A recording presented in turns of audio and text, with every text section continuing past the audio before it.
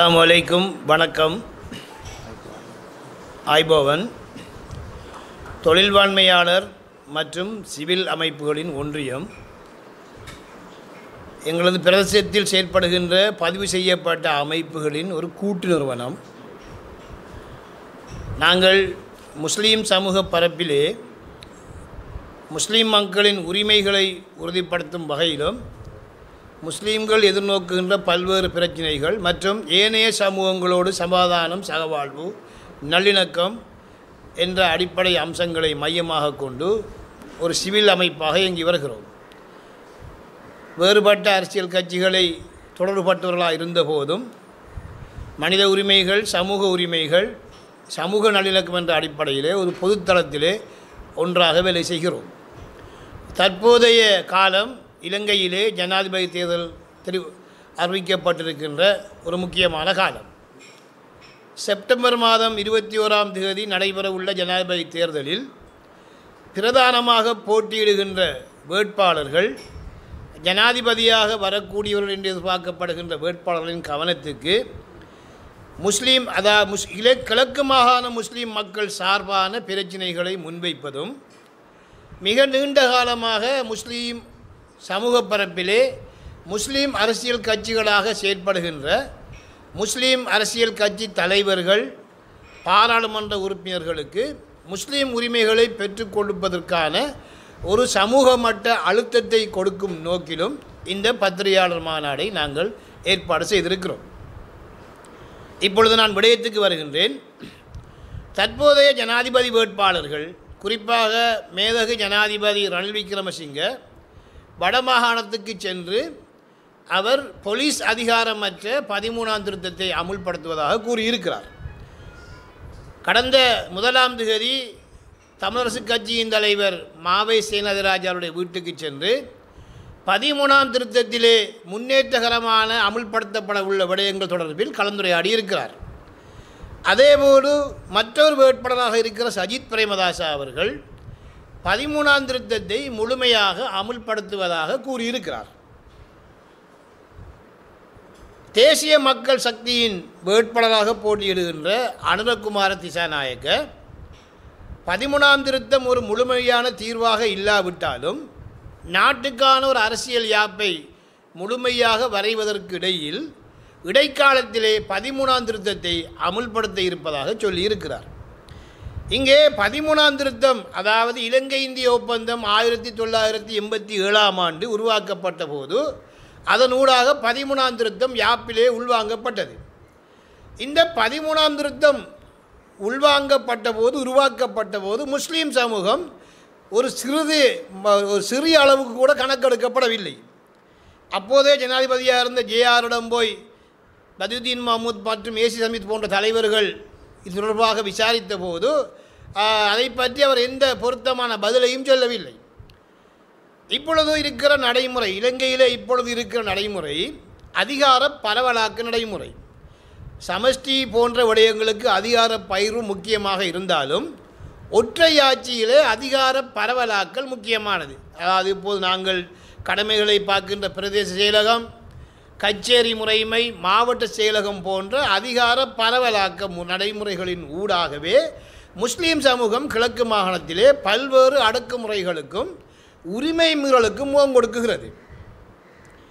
உதாரணமாக, கடந்த யுத்த காலத்திலே வெளியேற்றப்பட்ட வடமாகாண முஸ்லீம்கள் இன்னும் ஒழுங்குபடுத்தப்பட்ட அமைப்பிலே மீள்குடியேற்றம் செய்யப்படவில்லை. அதற்கு வடமாகாணத்தில் இருக்கிற அதாவது மாவட்ட செயலாளர்கள், அரசாங்க அதிபர்கள் அதை ஒரு மாற்றாந்தாய் மனப்பான்மையிலே பார்க்கின்றார்கள். மட்டக்களப்பு மாவட்டத்திலே வெளியேற்றப்பட்ட யுத்த காலத்திலே பலாத்காரமாக வெளியேற்றப்பட்ட 33 முஸ்லீம் கிராமங்கள் மீள்குடியேற்றம் செய்யப்படவில்லை. அவர்கள் ஏறாவூர், காத்தாங்குடி, ஓட்டமாவடி, வாழைச்சேனை போன்ற ஏற்கனவே முஸ்லீம்கள் வாழ்ந்த இடத்திலே அவர்கள் மீண்டும் குடியேறி அந்த இடத்திலே சனத்தொகை பிரச்சனையை அதிகரித்து சிக்கலை உண்டாக்கி இருக்கிறார்கள். ஆனால் பாதிக்கப்பட்ட முஸ்லீம் மக்கள் மீள்குடியேற்றம் செய்யவில்லை. இவைகளெல்லாம் தற்போது நடைமுறையில் இருக்கிற அதிகார பரவலாக்கத்தின் காரணமாக அதனூடாகவே முஸ்லீம்களின் உரிமைகள் உறுதிப்படுத்தப்படவில்லை. அதே நேரத்திலே மட்டக்களப்பு மாவட்டம் திருகோணமலை மாவட்டம். திருகோணமலை மாவட்டத்திலே 40% வீதமாக இருக்கிற முஸ்லீம்கள் 19 வீதமான காணிகளை தான் அனுபவிக்கின்றார்கள். மட்டக்களப்பிலே 27 வீதமாக இருக்கிற முஸ்லீம்கள் 1.5 வீதமான காணியை மாத்திரம்தான் பயன்படுத்தக்கூடியதாக உள்ளது. எங்களுக்கு உருவாக்கப்பட்ட கோரளை மத்தி பிரதேச செயலகம் அது இன்னுமே அமுல்படுத்தப்படவில்லை. அதேபோன்று ஓட்டமாவடி மேற்கு கோரளை மேற்கு பிரதேச செயலகத்திலே உருவாக்கப்பட்ட, அதாவது அங்கே இருந்த 5 பெரிய காணிகளை கொண்ட முஸ்லீம் கிராமங்கள் கோரளை தெற்கு கிரானோடு இணைக்கப்பட்டு 155 சதுர கிலோமீட்டர் காணி அடாத்தாக எடுக்கப்பட்டு கோரளை தெற்கு கிரான் இயங்கி வருகிறது. கோரளை மத்தி 240 சதுர கிலோமீட்டரோடு இயங்க வேண்டிய அந்த பிரதேச செயலகம் வெறும் 6 சதுர கிலோமீட்டரோடு இயங்கி கொண்டு வருகிறது. இவைகளெல்லாம் இந்த நிர்வாகத்தின் ஊடாக நாங்கள் எதிர்நோக்கின்ற அடக்குமுறைகள். நாங்கள் தமிழ் மக்களுக்கு தீர்வு வழங்கப்பட வேண்டும், அதிலே மிக உறுதியாக இருக்கிறோம். அவர்கள் சொல்லனா துன்பங்களை அனுபவித்திருக்கிறார்கள், பல்லாயிரக்கணக்கிலே கொல்லப்பட்டிருக்கிறார்கள், இடம்பெயர்ந்திருக்கிறார்கள், சொத்தழிவுக்குட்பட்டிருக்கிறார்கள். அவர்களுக்கு நியாயமான தீர்வு வழங்கப்படுவதை முஸ்லீம் சமூகம் வரவேற்கிறது. ஆனால் அத்தகைய தீர்வுகள் வழங்கப்படுகின்ற போது முஸ்லீம் சமூகத்துக்கு என்ன தீர்வுகளை வழங்கப் போகின்றார்கள்?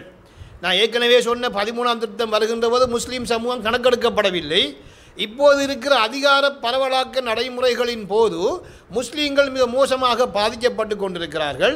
இவ்வாறான பாதிப்பு இதுக்காகத்தான் அம்பாறை மாவட்டத்திலே அம்பாறை கச்சேரிக்கு சென்று கடமைகளை நிறைவேற்றுவதிலே கரையோர முஸ்லீம்கள் பாதிக்கப்படுவதன் காரணமாக அம்பாறை கரையோர பிரதேசங்களை இணைத்து கரையோர மாவட்டம், ஒரு நிர்வாக மாவட்டம் கோரப்பட்டது. அதுவும் இதுவரை நடைபெறவில்லை. எனவே தான் நாங்கள் சொல்லுகிறோம், 13ஆம் திருத்தத்தை நீங்கள் அமுல்படுத்துவதாக சொல்லுகின்ற பிரதான வேட்பாளர்கள் முஸ்லீம்களை பொறியில் தள்ளாமல், இந்த நாட்டிலே முஸ்லீம்களையும் இப்பொழுது ஒரு தனித்துவமான சமூகம், எல்லா மக்களோடும் இந்த நாட்டை நாங்கள் நேசிக்கின்ற மக்கள் என்ற வகையிலே முஸ்லீம் மக்களுக்கான தீர்வை, நீங்கள் பொருத்தமான தீர்வை எங்களுக்கு வழங்க வேண்டும். தமிழ் மக்களுக்கு வழங்கப்படுகின்ற அந்த தீர்விலே எங்களுக்கும் பொருத்தமான ஏற்பாடுகள் வழங்க வேண்டும். அதே நேரத்திலே வடகிழக்குக்கு வெளியே இருக்கிற மலையக தமிழ் மக்களுக்கு பொருத்தமான தீர்வு வழங்கப்பட வேண்டும். அங்கே வடகிழக்குக்கு வெளியே 7 மாகாண சபைகள் அமைக்கப்படுகின்ற போது அங்கே இருக்கிற தென்னிலங்கை முஸ்லீம்களும் மலையக தமிழர்களும் மோசமாக பாதிக்கப்படக்கூடிய சூழல் வரும். அந்த சூழ்நிலையில் அந்த மக்களின் உரிமைகளையும் பாதுகாப்பையும் உறுதிப்படுத்தும் வகையில் இந்த தீர்வு திட்டம் வழங்கப்பட வேண்டும். எனவே நாங்கள் இவ்விடத்திலே பிரதான ஜனாதிபதி வேட்பாளர்களுக்கும் முஸ்லீம் அரசியல் கட்சி தலைமைகளுக்கும் பாராளுமன்ற உறுப்பினர்களுக்கும் நீங்கள் பல்வேறு ஒப்பந்தங்களை செய்ததாக சொல்லுகின்றீர்கள், அவைகளை வெளிப்படுத்தப்படவில்லை. உங்களது ஒப்பந்தத்திலே இனப்பிரச்சினையின் தீர்வு வழங்கப்படுகின்ற போது கிழக்கு மாகாண முஸ்லீம்களுக்கும் வடக்கு மாகாண முஸ்லீம்களுக்கும் வடக்குக்கு கிழக்குக்கு வெளியே இருக்கிற முஸ்லீம்களுக்கும் மலைய தமிழர்களுக்கும் ஏனைய சிறுபான்மையினருக்கும் பொருத்தமான தீர்வு வழங்குவதை நீங்கள் எல்லோரும் மேல்தட்டத்திலே இருந்து ஹைராக்கியாக இருந்து தீர்மானம் எடுக்கின்ற நீங்கள் உறுதிப்படுத்தப்பட வேண்டும் என்று எங்களது தொழில்வாண்மையாளர் மற்றும் சிவில் அமைப்புகளின் ஒன்றியம் இவ்விடத்திலே இந்த கோரிக்கையை முன்வைக்கிறோம். அடுத்ததாக இன்னுமொரு கோரிக்கையை நான் இவ்விடத்திலே சொல்ல வேண்டும். கிழக்கு மாகாணத்திலே முஸ்லீம்கள் பாரிய காணி பிரச்சனையை எதிர்நோக்குகின்றார்கள். எனக்கு பிறகு கதைக்க இருக்கின்ற நண்பர்கள் கதைப்பார்கள். அதிலே நான் அம்பாறை மாவட்டத்தையும் திருவண்ணாமலை மாவட்டத்தையும் மட்டக்களப்பில் இருக்கிற காணி பிரச்சனைகளை குறிப்பாக சொல்லுகின்றேன். மட்டக்களப்பு மாவட்டத்தை பொறுத்தவரையிலே நாங்கள் 2023ஆம் ஆண்டு மட்டக்களப்பு கச்சேரி எடுத்த கணக்குப்படுப்பின்படி 23 வீதமாக நாங்கள் வாழுகின்றோம், 27 வீதமாக வாழுகின்றோம். இந்த 27 வீதத்திலே மட்டக்களப்பில் இருக்கிற மொத்த காணியின் பரப்பு 2854 சதுர கிலோமீட்டர். ஆனால் மட்டக்களப்பில் இருக்கிற இந்த 10 பிரதேச செயலகங்களும் தமிழ் சகோதர மக்களை அதிகம் கொண்ட பிரதேசங்கள்.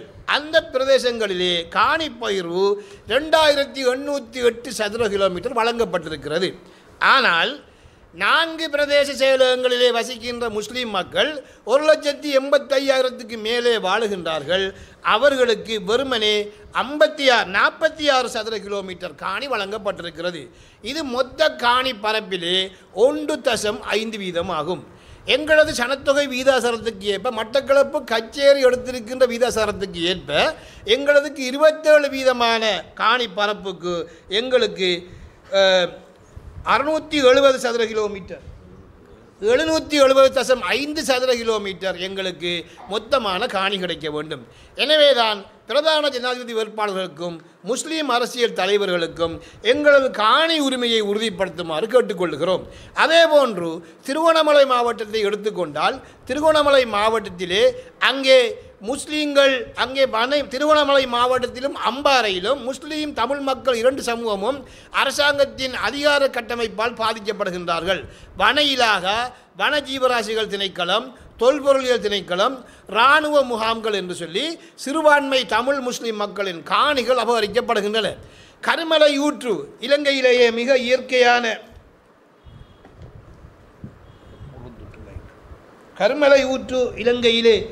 இயற்கையான தன்மைகளை கொண்ட ஒரு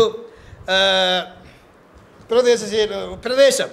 அந்த கருமலையூற்று கடற்கரையோரம் வளமாக கொண்ட ஒரு முஸ்லீம் கிராமம். அங்கே பள்ளிவாயில் இருந்தது.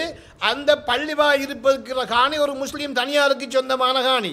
அந்த காணியை அடாத்தாக இராணுவம் பிடித்து கொண்டிருக்கிறது. கன்னியா பிரதேசத்தில் இருக்கிற பள்ளிவாயில் அங்கே முஸ்லீம் மக்களுக்கும் தமிழ் மக்களுக்கும் நிறைய காணிகள் இருந்தன.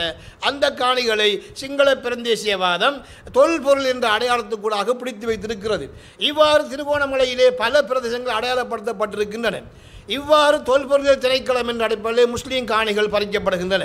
அதேபோன்று சுற்றுலாத்துறை அபிவிருத்தி என்ற போர்வையிலே நிலாவளி, குச்சவெளி போன்ற பிரதேசங்களிலே அண்மையில் கூட காணிகள் அளவீடு செய்யப்பட்ட போது அங்கே அந்த முஸ்லீம் மக்கள் திருநதற்கு எதிர்ப்பை காட்டினார்கள். தமிழ் மக்களும் எதிர்ப்பை காட்டினார்கள்.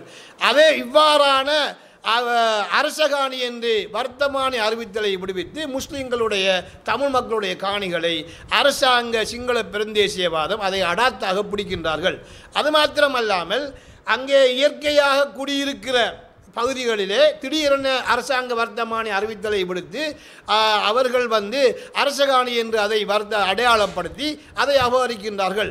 இவ்வாறு 1000க்கு மேற்பட்ட ஏக்கர் காணிகள் கப்பல் துறை கிராமம் என்ற போர்வையிலே திருகோணமலையிலே அபகரிக்கப்பட்டது.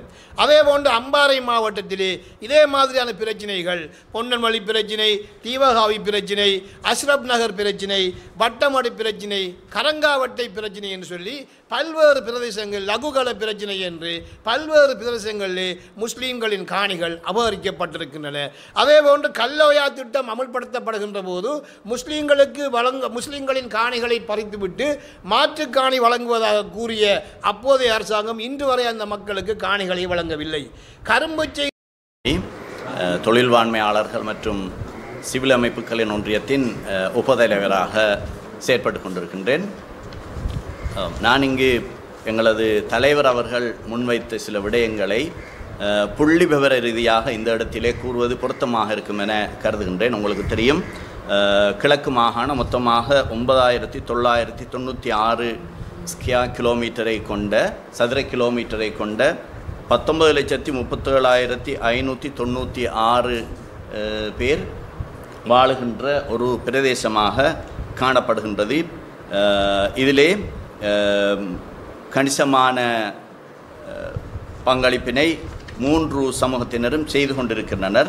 இதிலே குறிப்பாக நான் இங்கு சொல்ல விளைவது என்னவென்றால், மட்டக்களப்பு மாவட்டத்தை பொறுத்தவரையில் இங்கு 14 பிரதேச செயலக பிரிவுகள் காணப்படுகின்றன. இந்த 2023ஆம் ஆண்டு புள்ளிவிவர கைநூலின் படி இங்கு சனத்தொகை 6,44,604 காணப்படுகின்றது. அதாவது ஒரு சதுர கிலோமீட்டருக்கு 226 நபர்கள் மட்டக்களப்பு மாவட்டத்தை பொறுத்த வகையிலே வாழ்ந்து கொண்டிருக்கின்றனர்.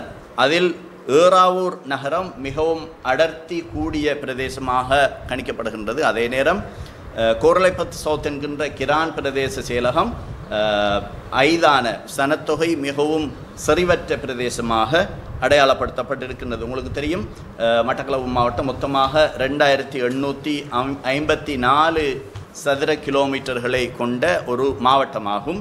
இதிலே இன்லேண்ட் வாட்டரும் உள்ளடங்கி காணப்படுகின்றது. இருந்த போதிலும் இந்த 14 பிரதேச செயலகங்களை பொறுத்தவரையிலே நாங்கள் 4 முஸ்லிம் செறிவாக வாழ்கின்ற பிரதேச செயலகங்களை இந்த மாவட்டத்திலே கொண்டிருக்கின்றோம். அந்த வகையிலே கோரளைப்பற்று சென்ட்ரல் என்று சொல்லப்படுகின்ற வாழைச்சேனை பிரதேச செயலகத்தையும் கோரளைப்பற்று வெஸ்ட் என்று சொல்கின்ற ஓட்டமாவடி பிரதேச செயலகத்தையும், ஏறாவூர் நகர பிரதேச செயலகத்தையும், காத்தான்குடி பிரதேச செயலகத்தையும் நாங்கள் கொண்டிருக்கின்றோம். அதிலே கோரளைப்பற்று பிரதேச செயலகம் மட்டக்களப்பு மாவட்ட புள்ளிவிவர கைநூலின் கணிப்பீட்டின்படி வெறுமனே 6 சதுர கிலோமீட்டருக்குள்ளும், கோரளைப்பற்று வெஸ்ட் என்கின்ற ஓட்டமாவடி பிரதேச செயலகம் 31 சதுர கிலோமீட்டருக்குள்ளும், ஏறாவூர் நகரம் 3 சதுர கிலோமீட்டருக்குள்ளும், காத்தான்குடி 6 சதுர கிலோமீட்டருக்குள்ளும் ஆளப்படுவதாக நிர்வகிக்கப்படுவதாக புள்ளிவிவர கைநூல் கூறுகின்றது. என்றாலும் இங்கு சொல்லப்படுகின்ற இந்த 6 காத்தான்குடியை பொறுத்தவரை இந்த 6 சதுர கிலோமீட்டர் எங்கிருக்கின்றது என்று நாங்கள் இதுவரை தேடிக்கொண்டிருக்கின்றோம். ஏனென்றால் 3 வர்த்தமானிகளிலே தெளிவாக இந்த காத்தான்குடியின் எல்லைகள் பிரதேச சபையாக இருந்த போதும், நகர சபையாக மாறிய போதும், பிரதேச செயலகமாக இருக்கின்ற போதும் 3 கெசட் நோட்டிஃபிகேஷன் இஷ்யூ பண்ணப்பட்டது. அதன்படி உண்மையாக காத்தான்குடியின் பரப்பு 6 சதுர கிலோமீட்டராக இருக்க வேண்டும். ஆனால் உண்மையாகவே காத்தான்குடி பிரதேச செயலகம் இப்பொழுது ஆளுகின்ற பரப்பு 3.89 என்கின்ற மிகவும் குறுகிய நிலப்பரப்பாக காணப்படுகின்றது. இந்த வகையில் மொத்தமாக பார்க்கின்ற போது நாங்கள் 4 பிரதேச செயலக பிரிவுகளும் மொத்தமாகவே 46 ஸ்கொயர் கிலோமீட்டருக்குள் தான் சுருக்கப்பட்டிருக்கின்றன. மொத்தமான 2854 சதுர கிலோமீட்டரில் வெறுமனே 46 சதுர கிலோமீட்டருக்குள் தான் 4 முஸ்லிம் பிரதேச செயலக பிரிவுகளும் செயற்பட்டு கொண்டிருக்கின்றன. இந்த வகையிலே நாங்கள் பார்க்கின்ற போது இந்த சனத்தொகை அடர்த்தியை தெளிவாக நாங்கள் இங்கே புரிந்து கொள்ள வேண்டும். சனத்தொகை அடர்த்தி எவ்வாறான பிரச்சனைகளை ஏற்படுத்தும் என்பது எங்களுக்கு தெரியும். மாவட்டத்திலே நாங்கள் ஏற்கனவே கூறியது போன்று ஒரு சதுர கிலோமீட்டருக்கு 226 பேர் வாழ்வதாக மொத்த கணிப்பீட்டின் அடிப்படையில் புள்ளிவிவரங்கள் கூறுகின்றன. ஆனால் இந்த முஸ்லிம் பிரதேச செயலகங்கள் 4ஐயும் பார்க்கின்ற போது அங்கே ஒரு சதுர கிலோமீட்டருக்கு 3820 பேர் வாழ்கின்றனர். நாங்கள் அதனை பிரித்து பார்க்கின்ற போது ஒரு சதுர கிலோமீட்டருக்கு 3820 பேர் வாழ்கின்றனர். ஆனால் எஞ்சி இருக்கின்ற 10 பிரதேச செயலகங்களையும், அங்கு தமிழ் சகோதரர்கள் பெரும்பான்மையாக வாழ்கின்ற அந்த பிரதேச செயலகங்களை பார்க்கின்ற போது அங்கு ஒரு சதுர கிலோமீட்டருக்கு வெறுமனே 164 பேர் தான் வாழ்கின்றனர். இந்த ஏற்றத்தாழ்வினை, இந்த வேறுபாடினை நாங்கள் தெளிவாக புரிந்து கொள்ள வேண்டும். குறிப்பாக நாங்கள் காத்தான்குடியை எடுத்துக்கொள்கின்ற போது காத்தான்குடியிலே ஒரு சதுர கிலோமீட்டருக்கு 8747 பேர் வாழ்கின்றனர் என்பது எவ்வளவு கவலைக்குரியது என்பதை நாங்கள் நோக்கிக் கொள்ள வேண்டும். அதே போல ஏறாவூர் நகரம் இதைவிட பாரதூரமான பிரச்சனை எதிர்கொள்கின்றது. அங்கு ஒரு சதுர கிலோமீட்டருக்கு 14750 பேர் வாழ்கின்றனர் ஒரு சதுர கிலோமீட்டருக்கு.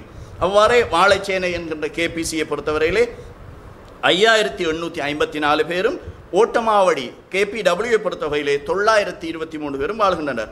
இந்த வகையிலே மட்டக்களப்பு மாவட்ட சனத்தொகை பரம்பல் மற்றும் அந்த நிலப்பரம்பலை நாங்கள் பார்க்கின்ற போது உண்மையில் முஸ்லிம்களுக்கு 27.65% வாழ்கின்ற முஸ்லிம்களுக்கு வெறுமனே 46 சதுர கிலோமீட்டர், அதாவது 1.61 சதுர கிலோமீட்டர் மாத்திரம்தான் ஒதுக்கப்பட்டிருக்கின்றது. அதே நேரம் தமிழ் சகோதரர்கள் பெரும்பான்மையாக வாழ்கின்ற, அதாவது அவர்கள் 72.39% வாழ்கின்றனர்.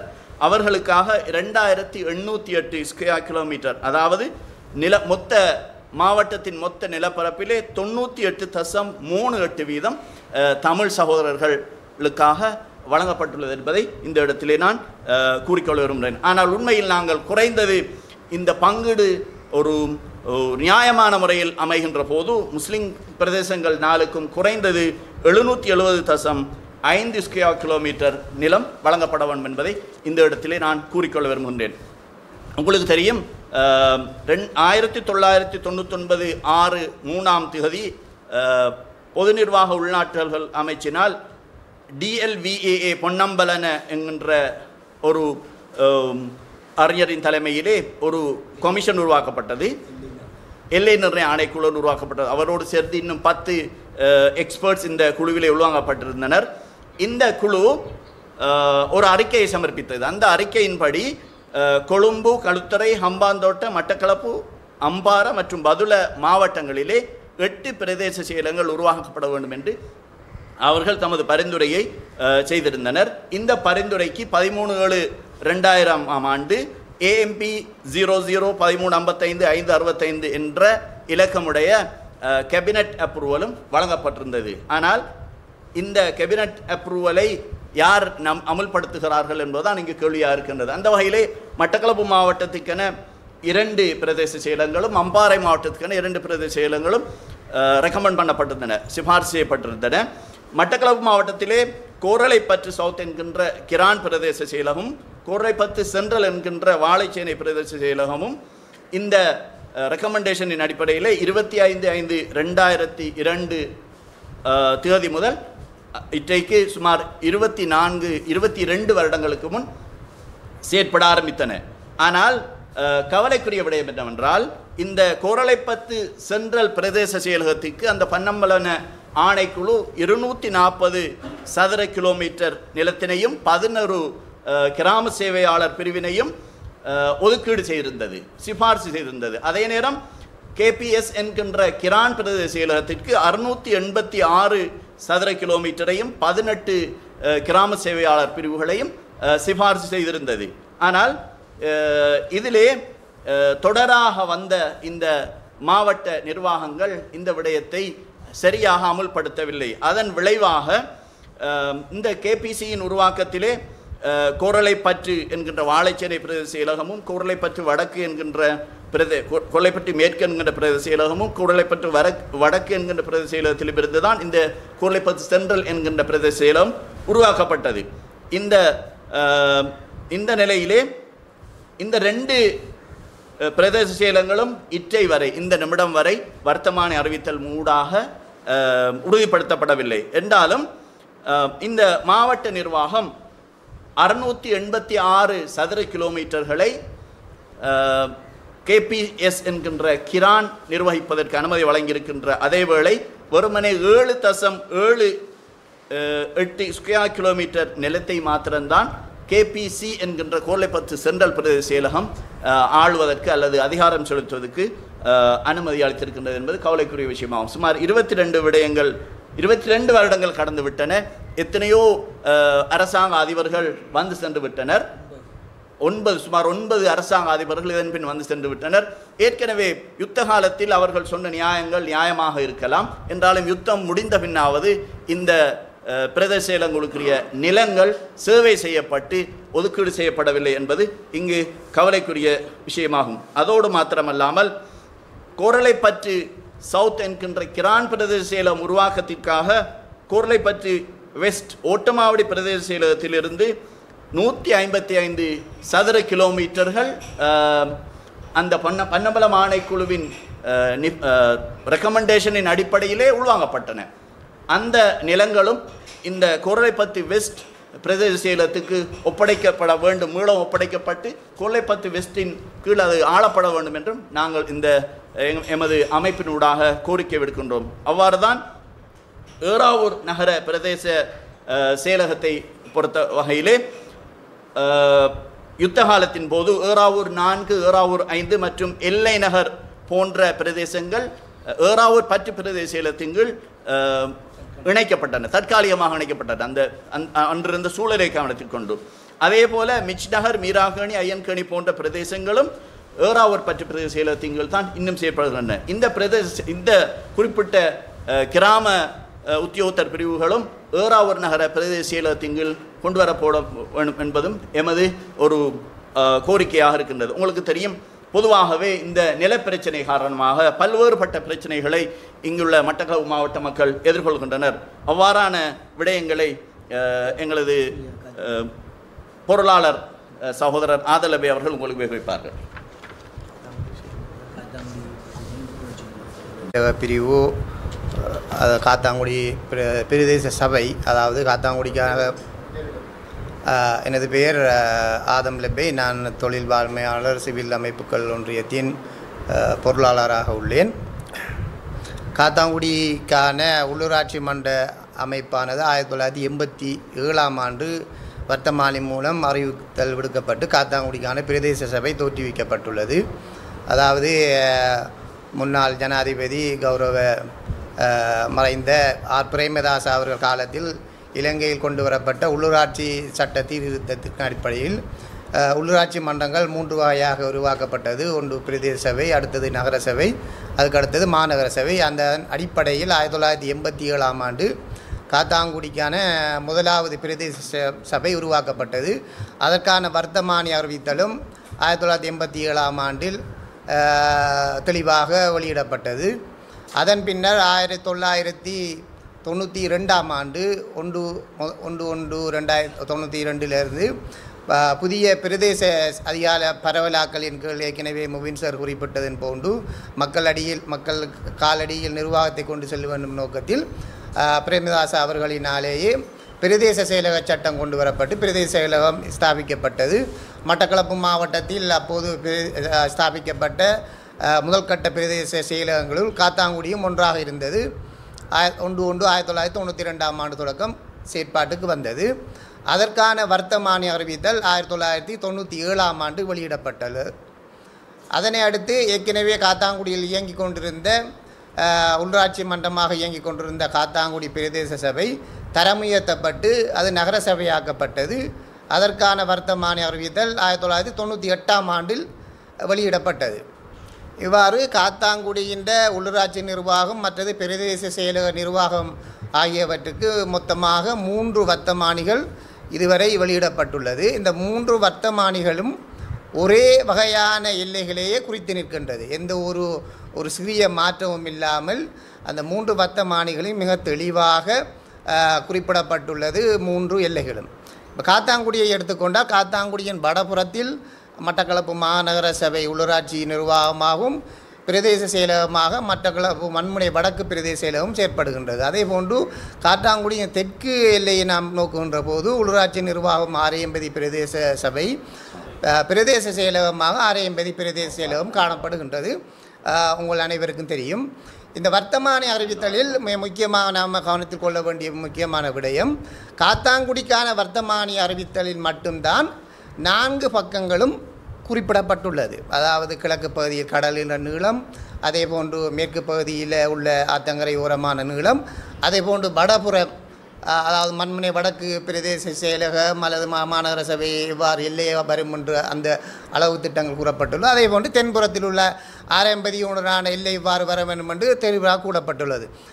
அதாவது வடபுறத்திலும் தென்புறத்திலும் உள்ள மண்முனை வடக்கு ஆரையம்பதி பிரதேச செயலகத்துக்குரிய வர்த்தமானி அறிவித்தல்களில் சமகாலத்தில் எதை வெளியிடப்பட்டிருந்தாலும் அவற்றிலே மிக தெளிவாக கூறப்பட்டுள்ளது.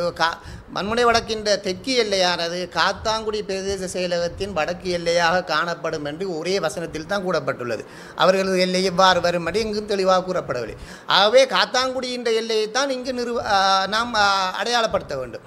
அதேபோன்று தெற்கு பகுதியில் உள்ள ஆரையம்பதியின் பிரதேச செயலகமாக இருக்கட்டும் பிரதேச சபையாகட்டும் அவங்களோட வர்த்தமானியிலும் ஆரையம்பதிக்குரிய வடக்கு எல்லையானது காத்தாங்குடி பிரதேச செயலக பிரிவின் காத்தாங்குடி நகர சபையின் வடக்கு தெற்கு எல்லையாக இருக்கும் என்று கூறப்பட்டுள்ளது. ஆகவே இதிலிருந்து நாம் விளங்கிக் கொள்ள வேண்டிய விஷயம் முக்கியமான விடயம் என்னென்றால் காத்தாங்குடியின் வடக்கு எல்லையையும் தெற்கு எல்லையும் நிர்ணயம் செய்யப்பட வேண்டும். இந்த வடக்கு எல்லையும் தெற்கு எல்லையும் கிட்டத்தட்ட 1987 உள்ளூராட்சி சபை கொண்டு வரப்பட்டது. 1992 ஒன்றில் பிரதேச செயலகம் கொண்டு வரப்பட்டு இப்போது 2024ஆம் ஆண்டு ஆகியும் இதுவரை நிர்ணயம் செய்யப்படவில்லை. அந்த பொறுப்பினை செய்ய வேண்டிய நமது பிரதேசத்தின் அரசு நிர்வாகம் பிழையிழைத்துள்ளது. அதே போன்று அதை செய்விக்க வேண்டிய அரசியல் தலைவர்களும் பிழைவிட்டுள்ளார்கள். இதனால் பாதிக்கப்படுவது இங்கிருக்கிற மக்கள் தான்.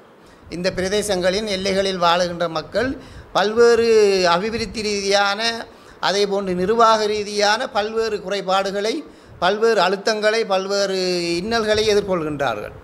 காத்தாங்குடியின் நிலப்பரப்பு தொடர்பாக மாவட்ட செயலகத்தினால் வருடாந்தம் வெளியிடப்படுகின்ற தகவல் திரட்டு புள்ளிவிவர கையேட்டில் 1990, 91, 92ஆம் ஆண்டு காலப்பகுதியில் காத்தாங்குடிக்கான நிலப்பிரதேசம் அவர்களால் வெளியிடப்பட்ட அந்த புள்ளிவிவர கையடக்க நூலில்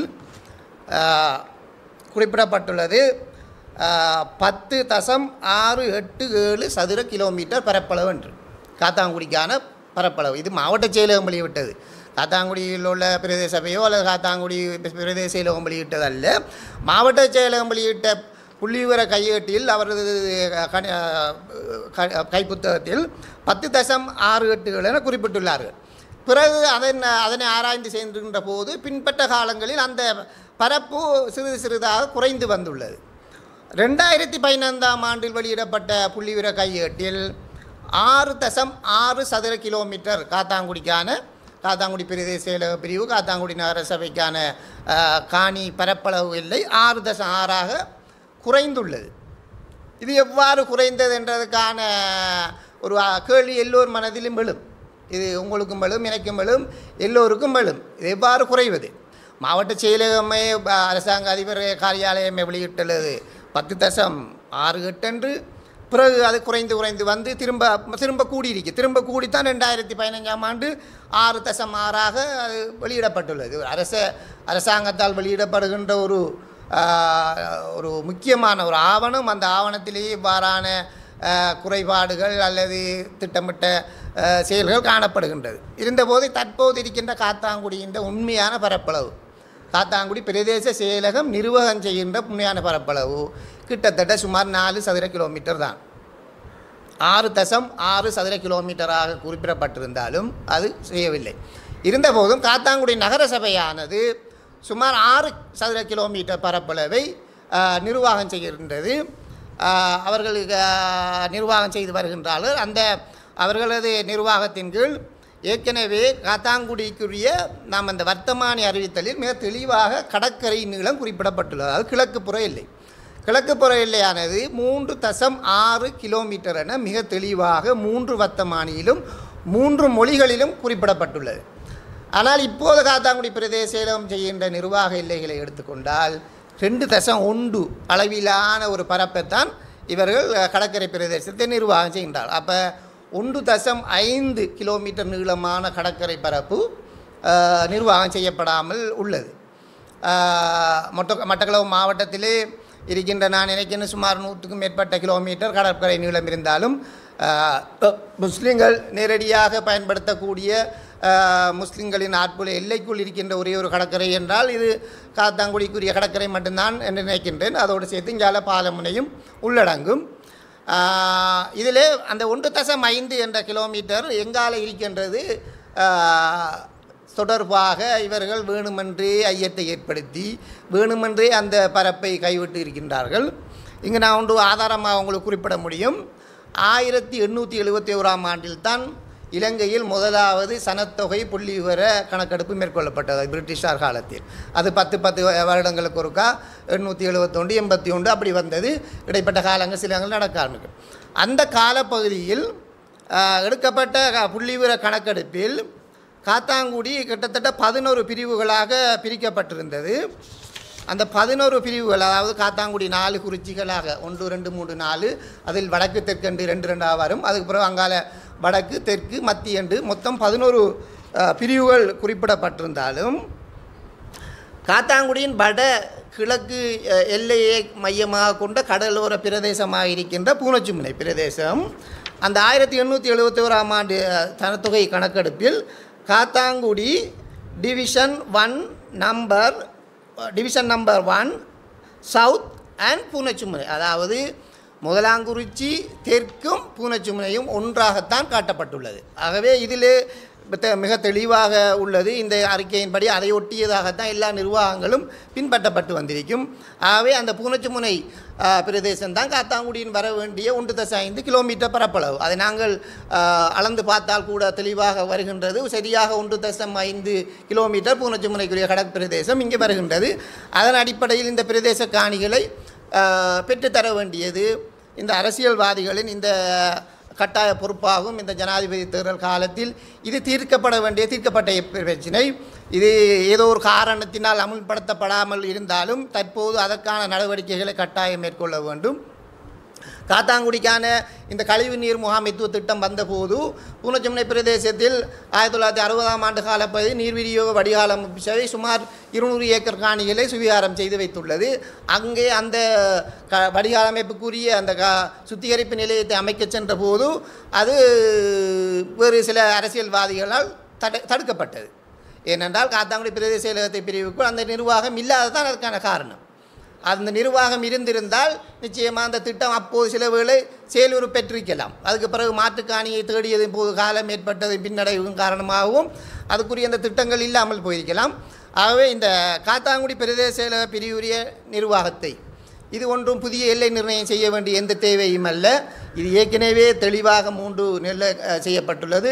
இதில் தவறிழைத்துள்ளவர்கள் நிர்வாக அதிகாரிகளாகவும் இருக்கலாம். ஆனால் அதை வழிப்படுத்த வேண்டிய அரசியல் தலைமைத்துவங்கள், எமது பிரதேசத்தில் இருக்கின்ற அரசியல் தலைமைத்துவங்கள், தமிழ் முஸ்லீம் எல்லா அரசியல் தலைமைத்துவங்களும் ஒன்றிணைந்து இந்த பிரச்சனையை உடனடியாக தீர்வு செய்வதன் மூலம் இந்த 2 பகுதி மக்களுக்கும், அதாவது காத்தாங்குடியில் இருக்கிற மக்கள் இடம்பெயர்ந்து வருமானம் இடம் பிரச்சனை இல்லாமல் மிகவும் கஷ்டப்படுகின்றார்கள், அவர்களுக்கான ஒரு தீர்வாகவும் அதையும். அதே போன்று முக்கியமான ஒரு விடயம் காத்தாங்குடிக்கான இந்த வெள்ளத்தடுப்பு விடயம். அதாவது இன்று 8ஆம் மாதம் நான் நினைக்கின்ற இன்னொரு 2 மாதத்தால் எல்லா தவளைகளும் கூவ துவங்கிவிடும். மழை நீர் விழுந்த உடனே வெள்ள நீர் வளர்ந்து செல்வதற்கான இயற்கையான பெரிய தோணா காத்தாங்குடியில் அதாவது கிட்டத்தட்ட அது அழிந்து தேய்ந்து கட்டரம்பு தேய்ந்து சிறியொரு பகுதியாக இருக்கின்றது. அதை புனரமைப்பு செய்ய வேண்டும். அது சம்பந்தமாக எமது அமைப்பினால் பல்வேறு நடவடிக்கைகள் மேற்கொள்ளப்பட்டது. கடந்த 2 முறை நடைபெற்ற காத்தாங்குடி பிரதேச அபிவிருத்தி குழு கூட்டத்தில் முன்வைக்கப்பட்டு எம்மால் அது தொடர்பாக குழுக்கள் அமைக்கப்பட்டு அந்த இடங்கள் பார்வையிடப்பட்டு சில நடவடிக்கைகள் முன்னெடுக்கப்பட்டிருந்தது. இருந்தபோதும் அது தீர்வாக அமையவில்லை. இது முக்கியமான ஒரு பிரச்சனை. வாழைச்சேனையில் அந்த காலப்பகுதியில் இதேவான ஒரு பிரச்சனை இருந்தது. அந்த பிரச்சனையை முன்னாள் அமைச்சர் அமீர் அலி அவர்கள் பெரிய ஒரு திட்டத்தினை கிட்டத்தட்ட அந்த காலப்பகுதியில் 100க்கும் மேற்பட்ட கோடி ரூபாய் முதலீட்டில் செய்து முடித்தார்கள். அவ்வாறான ஒரு பெரிய திட்டத்தினை காத்தாங்குடிக்கு செய்ய வேண்டும். அதற்கு இங்குள்ள அந்த அரசியல் தலைவர்கள் இந்த ஜனாதிபதி தேர்தல் காலத்தை பயன்படுத்த வேண்டும். அதே போன்று காத்தாங்குடிக்கான அந்த கழிவுறு முகாமைத்துவ திட்டத்தையும் கொண்டு வர வேண்டும்.